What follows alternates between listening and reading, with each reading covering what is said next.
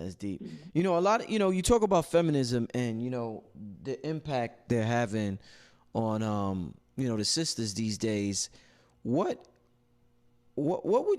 message would you have for the sisters out there? There's a lot of sisters that listen to this program. Sometimes they may think you come down hard on them, but we're in an era where plastic is everywhere. Black women are getting more face jobs, ass jobs, boob jobs, fat sucked out of their belly, fat sucked out of here, sucked out of there, wasted, all types of. I mean, I've never seen nothing like that. And a lot of women, they'll tell you this is my body. I could do what I want with it. Why the hell are you so worried about my body? Talk to our culture, Dr. Valentine. We damn sure need some advice from an elder. Well, I'm not sure what to tell the young sisters today or the young brothers at this point. I know what to tell them if they're ready to listen. Mm-hmm. But a lot of our young people today have been told they don't need to listen. Right. Remember, the whole strategy of taking over the minds of our children started back in the 60s when a movie called Porgies hit the screen. Most people don't know what that movie meant to actually change the perception of authority in our society, or movies such as that. Porgies essentially showed authority, like your father, your mother, the teacher, and so forth, as imbeciles, as fools, as people that can be easily tricked by the smarter young people. And during that time, there was a man named Theodore Adorno who was dealing with an institute over at Stanford University. And Theodore Adorno, along with Rothschild, who created the Beatles and brought them over, did their own think tank again and came up with the resolution that we needed to separate the youth from the adults in their lives, because that would be easier. It would be easier for us to groom the future we want by making sure the children are estranged from their parents. So where we got Leave It to Beaver, and the father and the mother were this staple in the family where the children took the wisdom from them, their elders, now the wisdom came from amongst themselves based upon what was fed to them in the entertainment genre.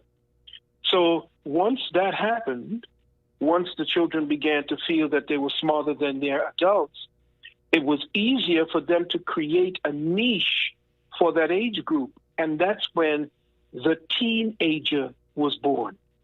There were no such things as teenagers back in the 50s and going into the early 60s. Wow. That was a creature that was created in order to estrange them. Then they gave them their own culture. They began taking black music or race music, and the race music would then spread for the white children. They began to get the spirit, because most of our music came out of the church, came out of our own feelings, the blues, so forth. And the white children began going across the tracks to get their groove, to get their shot of soul.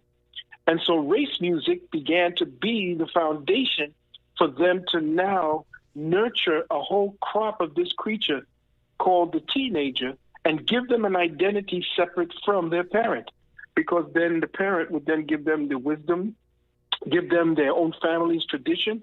They didn't want any connection to family. You see what feminism and communism and socialism and the rest of this Marxism did? It was about estranging the children from the parents, because the parents were too old and they're old thinking and so forth.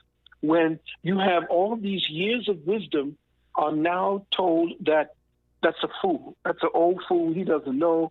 He doesn't, you made fun of him. You make fun of her. And the elders are the ones now were relegated to the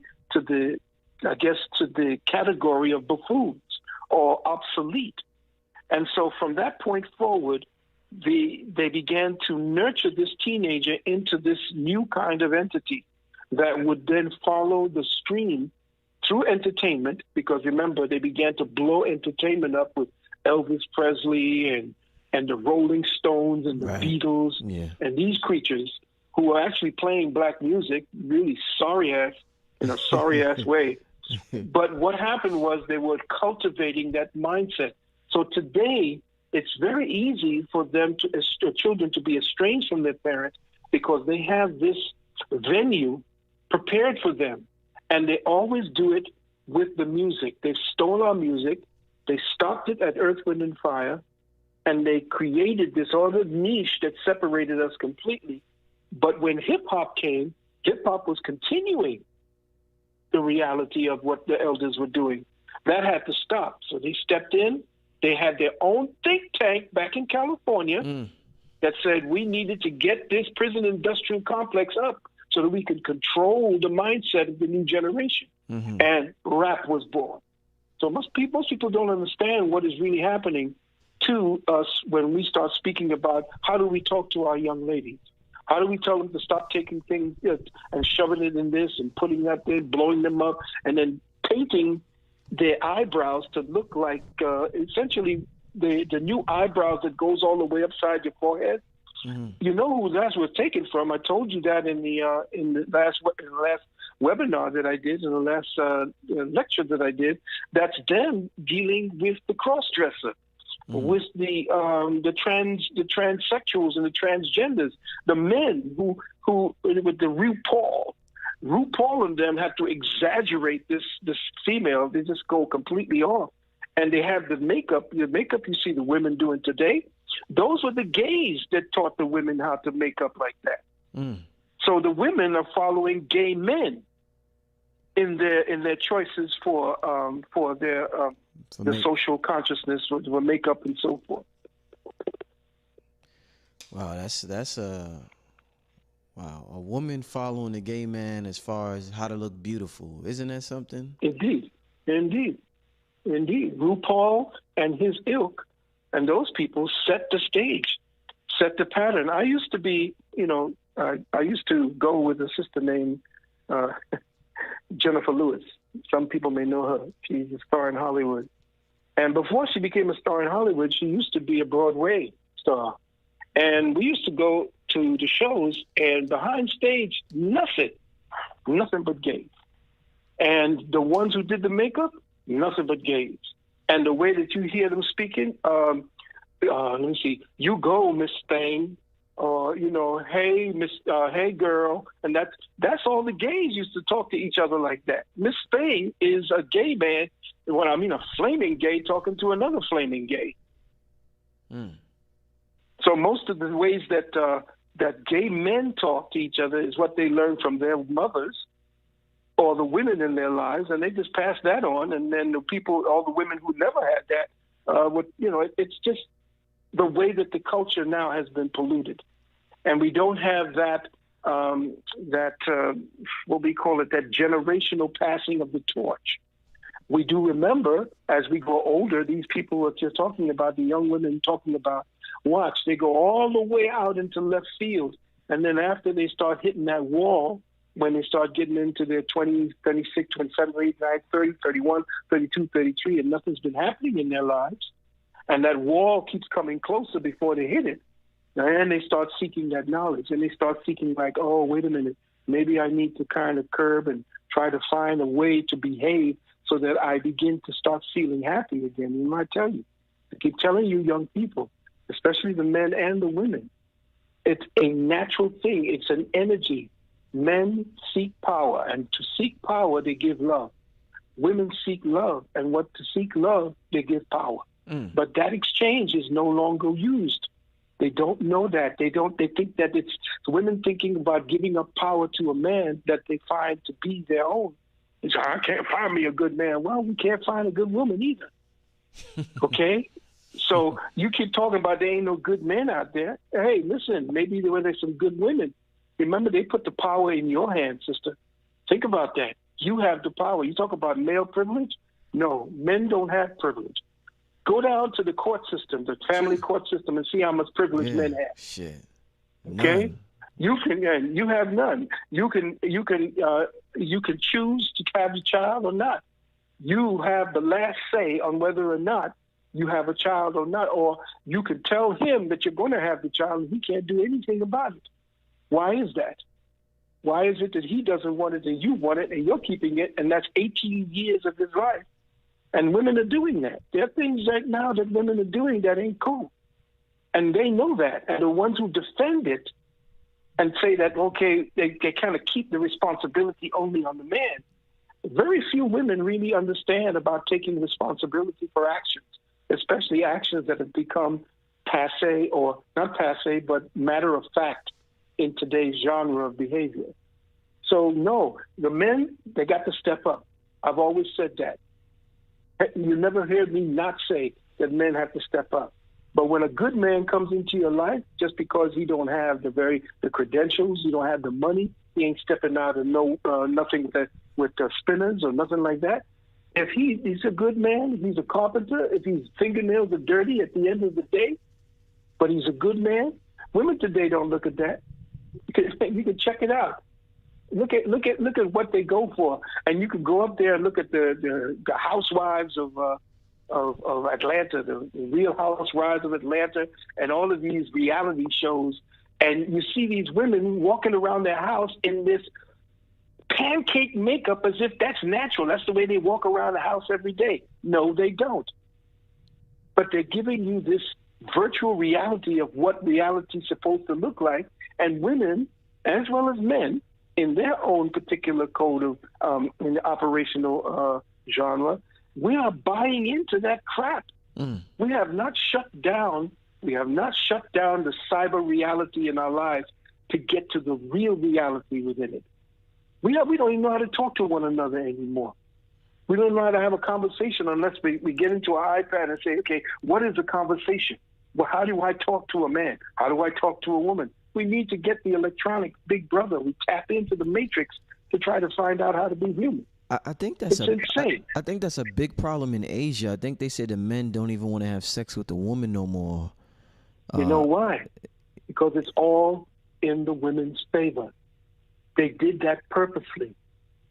They did it purposely. To put the power in the woman's hand is to control the man, not to control the woman. The state is the actual husband to the woman. That's why they're not getting married today. It's not financially advantageous to young men today to commit, though a lot of them are committing. I kudos to that. There are beautiful relationships out there. But generally, this next generation, they're on something they call MGTOW, men going their own way. Why? Because women today are not really looking to settle down in the ages when they're the most fertile. They take the ages from 18 to 25 to 26, and they just do their thing. And if you know what I mean, I don't want to sound crass, but just like the guys, if the guys are out there getting it for free, they could say, if you're getting the milk for free, why you want to buy the cow? Mm-hmm. So this is the type of thing. We don't have those restraints that the fathers used to put on their daughters and their sons. And the fathers used to put the constraints on their mothers, and the mothers of the daughters used to put the constraints on the son. Mm. And we don't have that yin-yang energy anymore in the family structure to teach responsibility. A woman's hymen is her gold.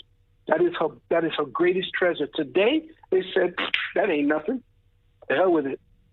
Listen, this is my thing. I'm going to go ahead. You go ahead and get yours, girl, because you don't know you're going to be with one man. No, you don't understand. That hymen is protected for a reason. That vaginal cavity is protected for a reason. Any sperm that gets in there, the first set of sperm that gets into that vagina after that hymen is broken, you have changed her blood signature energy for her life. For life. That's why in my book, The Wounded Womb, I speak about certain men who have been with women who've had, copious amounts of men, or have been with certain men while they were with their husbands and so forth. And if she had a deeper and more abiding emotional connection to that man, the baby that she has for her husband will look like the man she's having that relationship with. Damn. I remember you said that's how deep it gets. Deep. Yeah. That's right. That's how deep it gets. And that's why sometimes fathers will look at the kids, why does child don't look like me? And look at over 13, they're counting it up, my brother. There's over 13 million men. There was a consensus done. And it's in my book too. And that was back in the day. Back then, there were 13 million men that they said were actually raising children that were not their own, and they didn't know it. Shit. Okay, so when I know, I see that's the thing now. All of what women did, because women were so sacred, they could do all kind of things that women knew. There was a women's secret society back in the old days. Today, because women wanted to be equal, all their dirt is out. You know, the mystery of woman is what draws a man to them. They don't have mystery anymore. All the mystery is gone. So women, essentially, that thing that we treasured and precious, the one we chased, the one we killed for, they don't care anymore. You know, why? Because the women don't have that same mystery anymore. They don't.